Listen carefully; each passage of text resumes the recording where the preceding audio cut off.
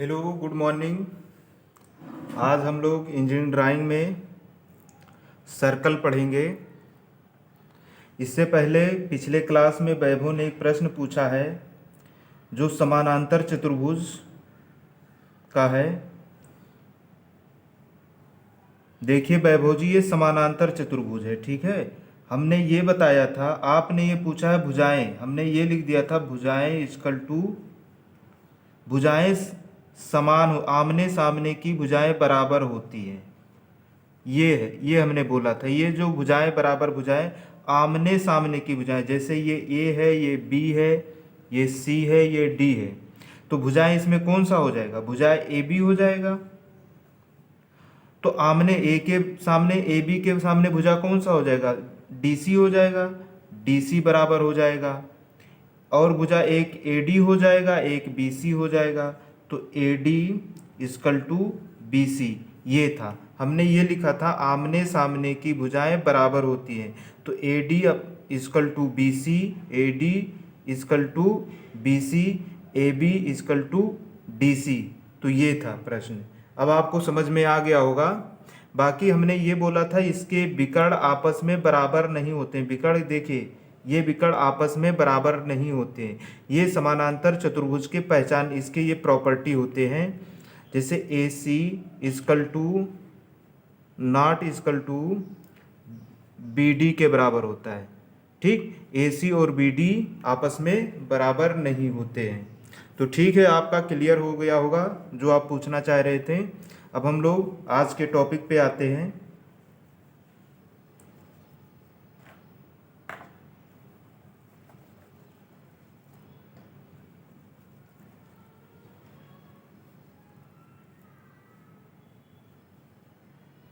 देखिए आज का हमारा टॉपिक है वृत्त है। हम लोग सर्कल के बारे में डिटेल पढ़ेंगे। वृत्त,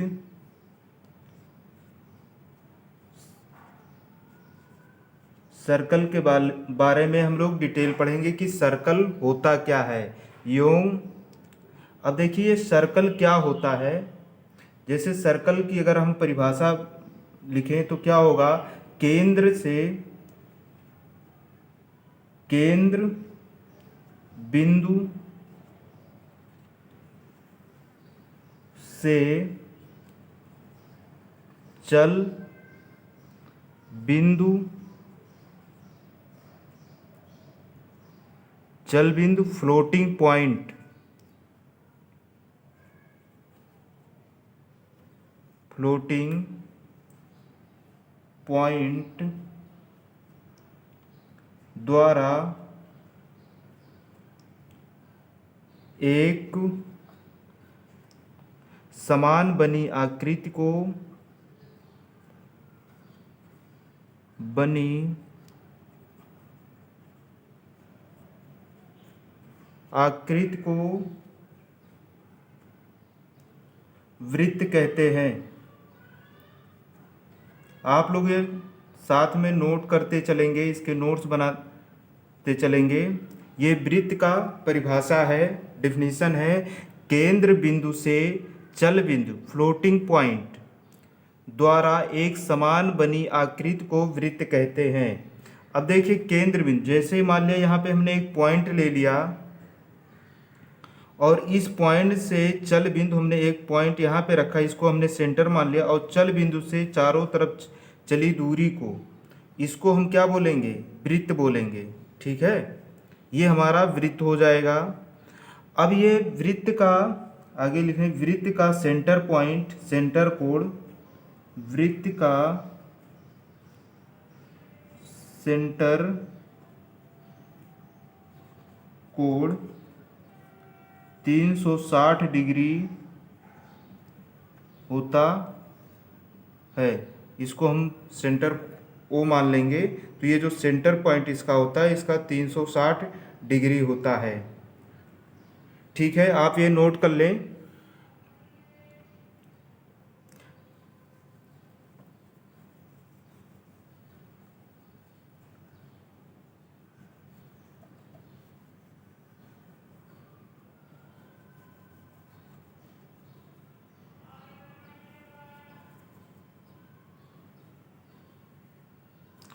अब नेक्स्ट हम लोग आते हैं वृत्त एवं उसके विभिन्न पद। वृत्त एवं उसके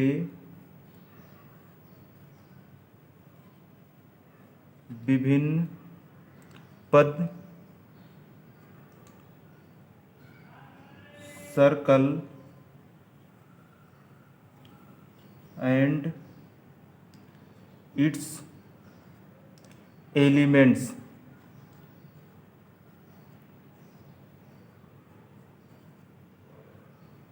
ठीक, सर्कल एंड इट्स एलिमेंट, इसके एलिमेंट के बारे में तो सबसे पहले हम लोग व्यास जान लेते हैं। व्यास क्या होता है? नंबर 1 व्यास। देखिए व्यास इसको बोलते हैं डायामीटर।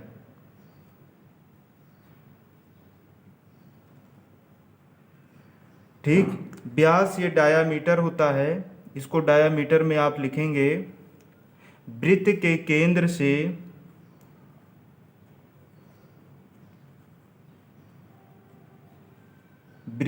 केंद्र से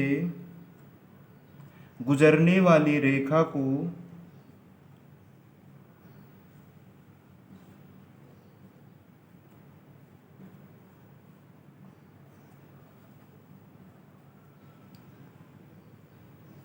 व्यास कहते हैं।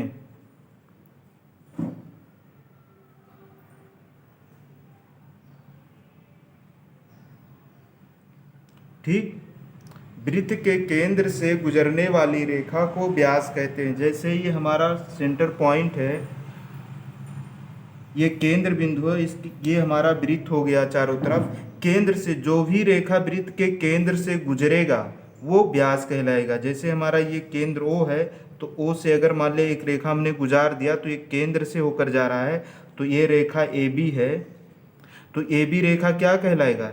ये हमारा व्यास कहलाएगा। ठीक, ये व्यास हो जाएगा, मतलब व्यास बराबर हो जाएगा AB। ठीक है, इसको आप नोट कर लेंगे।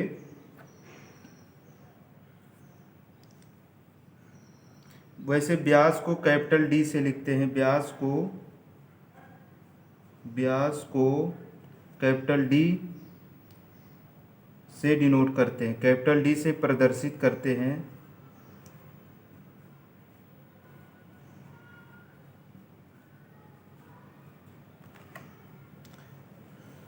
नेक्स्ट हम लोग आते हैं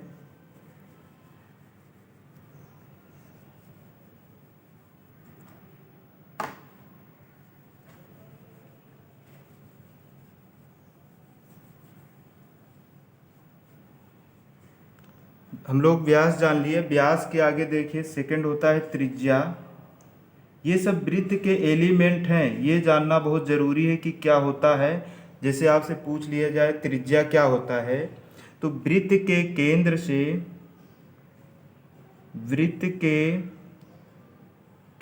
से परिधि तक की दूरी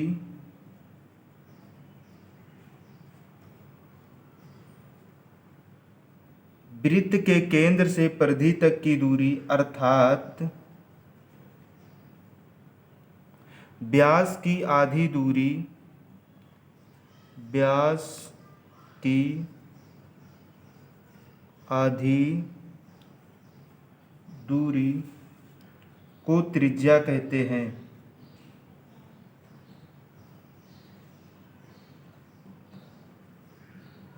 देखिए मान लिया हमारा सेंटर पॉइंट है, ये वृत्त है।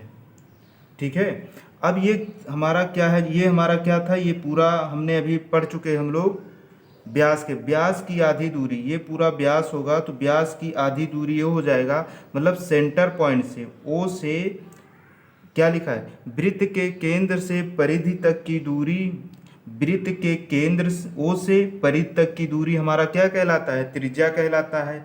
या आप बोल सकते हैं व्यास की आधी दूरी को त्रिज्या कहते हैं। पूरा व्यास था, व्यास की आधी दूरी को त्रिज्या कहते हैं। तो हमारा ये त्रिज्या हो जाएगा। त्रिज्या बराबर हो जाएगा OA। तो आप इसको नोट कर लेंगे। त्रिज्या को स्मॉल आर से प्रदर्शित करते हैं, स्मॉल आर से प्रदर्शित करते हैं, लिख लेंगे त्रिज्या को, त्रिज्या इक्वल टू स्मॉल आर।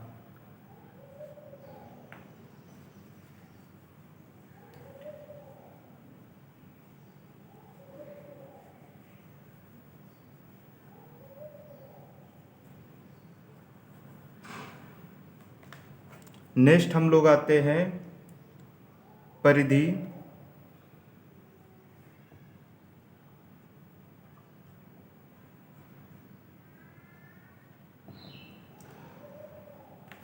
देखिए परिधि सरकमफेरेंस, इसको लिख दें CI।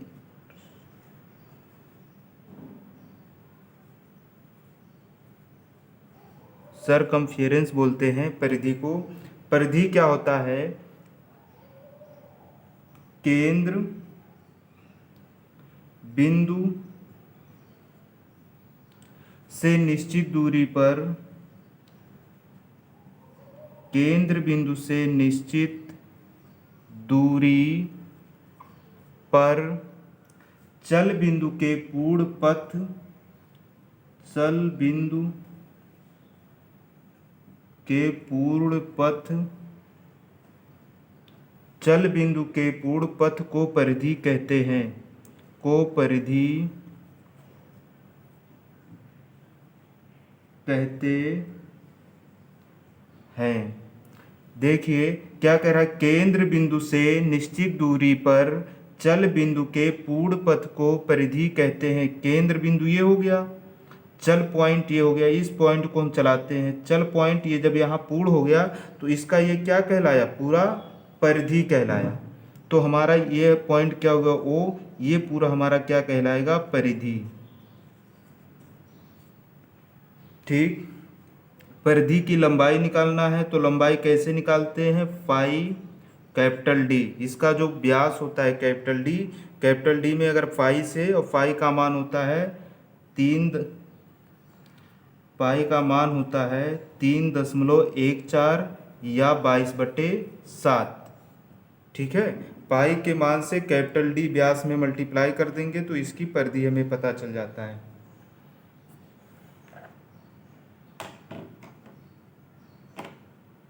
ठीक। नेक्स्ट हम लोग आते हैं, आप लोग साथ में नोट करते रहेंगे, ये काफ़ी इम्पोर्टेंट है, क्योंकि अभी इसके आगे जब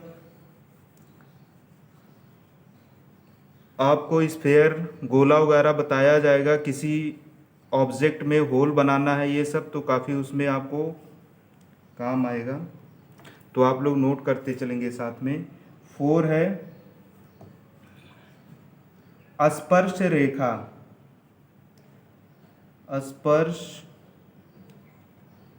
स्पर्श रेखा टेंजेंट।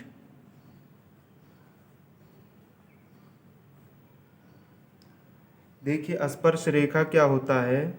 यह एक सरल रेखा है, यह एक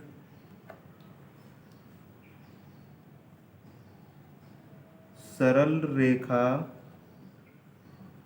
यह एक सरल रेखा है जो केवल वृत्त को एक बिंदु से स्पर्श करते हुए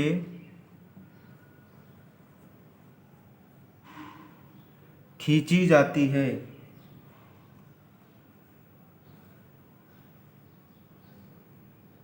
खींची जाती है, परंतु वृत्त को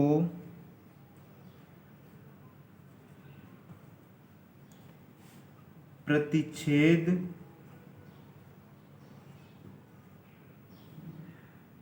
नहीं करती।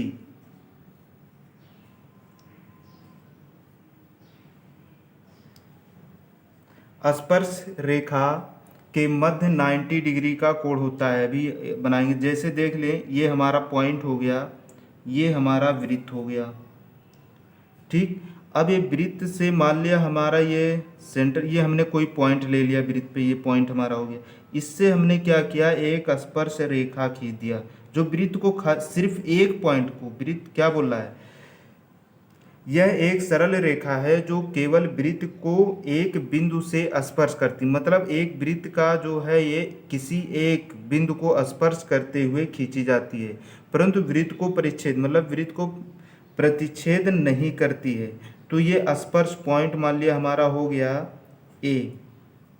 ठीक है, ए पॉइंट पे स्पर्श कर रही है। तो ये हमारा देखिए इसके बीच स्पर्श जब ये करेगा तो इसके मध्य कोण 90 डिग्री, जैसे इसका ये मध्य कोण होगा, इसका ये मध्य कोण होगा, तो ये भी 90 डिग्री होगा, ये भी 90 डिग्री होगा। तो इसके स्पर्श कोण का मध्य कोण 90 डिग्री होता है। तो लिख लें स्पर्श रेखा के मध्य 90 डिग्री का कोण होता है, का कोण होता है। ये आप लोग नोट कर लेंगे।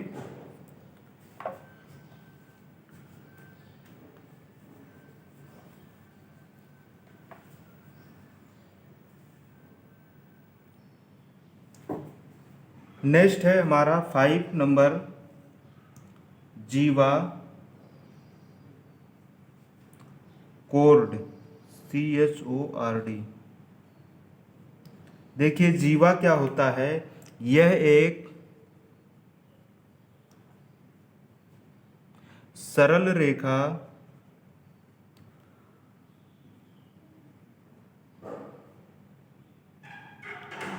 है जो वृत्त की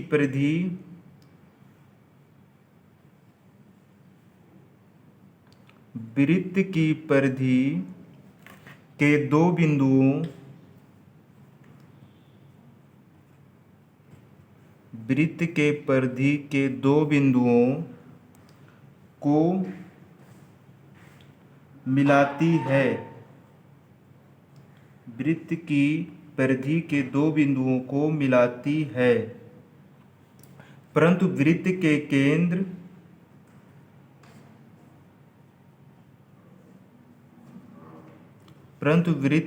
केंद्र से होकर नहीं गुजरती, से होकर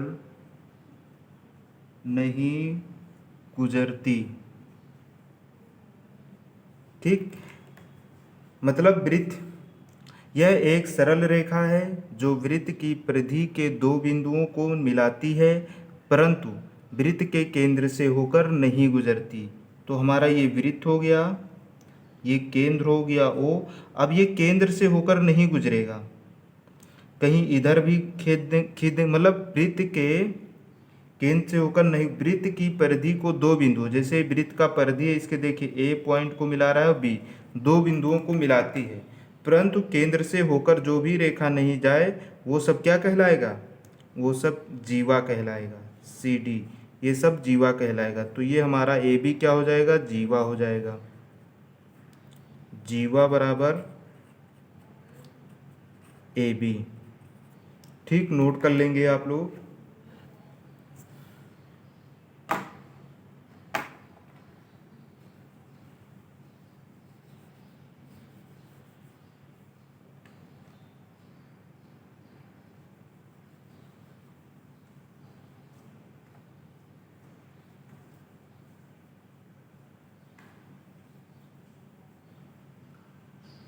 नेक्स्ट है 6 नंबर है वृत्तखंड।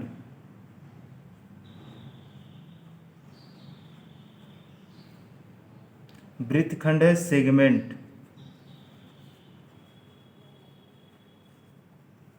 सेगमेंट वृत्तखंड है जब कोई जीवा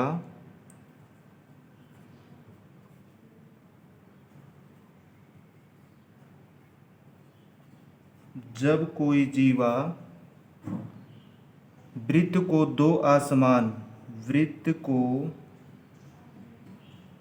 दो असमान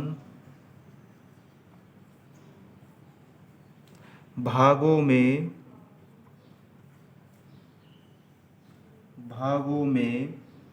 विभक्त करता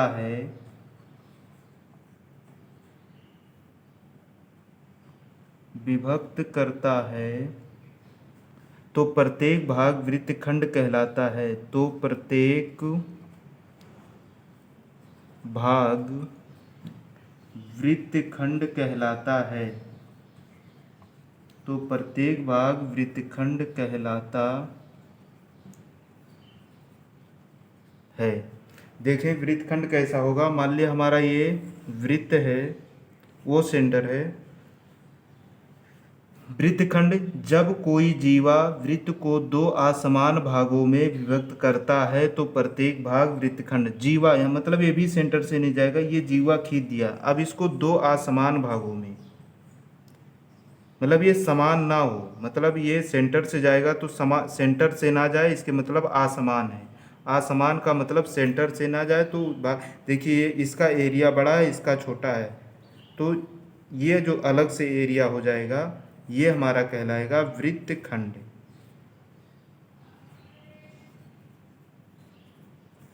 ए बी है, ये दो पॉइंट पे काट रहा है, तो वृत्तखंड बराबर हो जाएगा ए बी। ये ए बी रेखा जो है वृत्तखंड, ये पूरा एरिया हो जाएगा वृत्तखंड का। ये जो जितना हमने लाइनिंग कर दिया है ये पूरा एरिया वृत्तखंड कहलाएगा।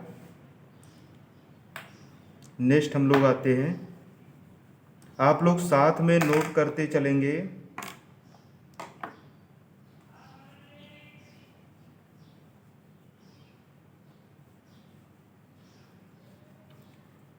आप ड्राइंग पढ़ते हैं तो वृत्त के बारे में ये जो इसके विभिन्न एलिमेंट हैं इतना तो आपको पता होना चाहिए, इसके डिफिनीशन भी पता होना चाहिए। अब नेक्स्ट है 7 नंबर है चतुर्थांश।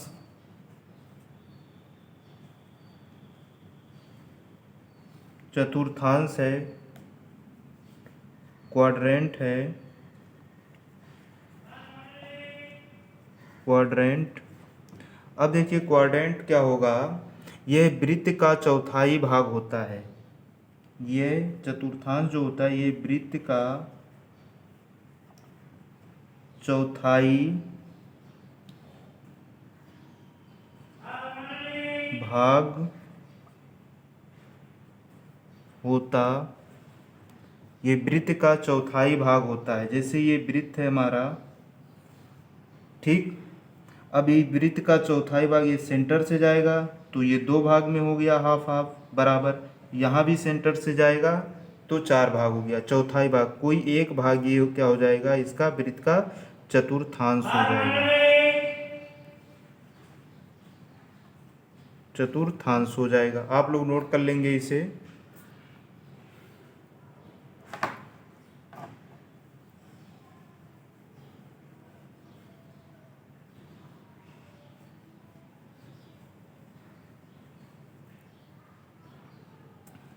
नेक्स्ट हम लोग आएंगे नंबर 8 त्रिज्यखंड।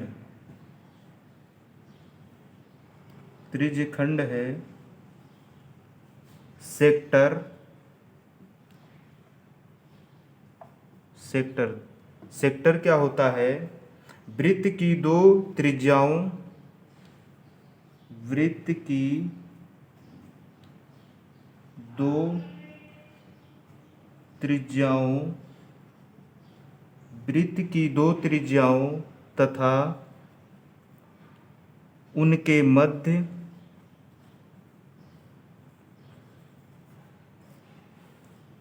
के चाप, उनके मध्य के चाप द्वारा घिरी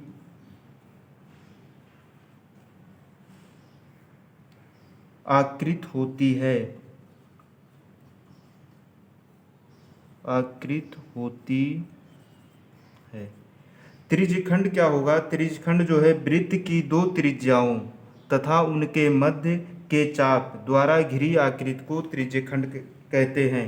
देखिए ये वृत्त हमारा है, इसमें दो त्रिज्या, एक त्रिज्या हमने यहाँ खींच दिया, ओ ए खींच दिया, एक ओ बी खींच दिया। ठीक, मतलब R1 बराबर ओ ए, R2 बराबर ओ बी। ये दो त्रिज्या, ये घिरी ये इसके बीच में, दोनों पॉइंटों के बीच में ए और बी क्या है, ये चाप है। ठीक, तो चाप हो गया और दो त्रिज्याओं से घिरी आकृति को क्या कहेंगे? यही तो बोल रहा है, वृत्त की दो त्रिज्याओं तथा उनके मध्य चाप द्वारा घिरी आकृति को त्रिज्यखंड कहते हैं। तो ये जो घिरी आकृति है इसको हम लाइनिंग कर दे रहे हैं, ये जो एरिया होगा ये क्या हो जाएगा? त्रिज्यखंड हो जाएगा। इसे नोट कर लेंगे आप लोग।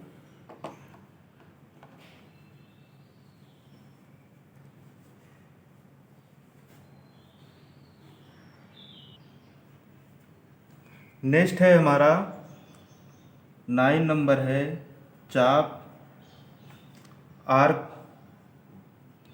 चाप को आर्क बोलते हैं इंग्लिश में। इसका परिभाषा क्या है? वृत्त की परिधि पर, वृत्त की परिधि पर स्थित किन्हीं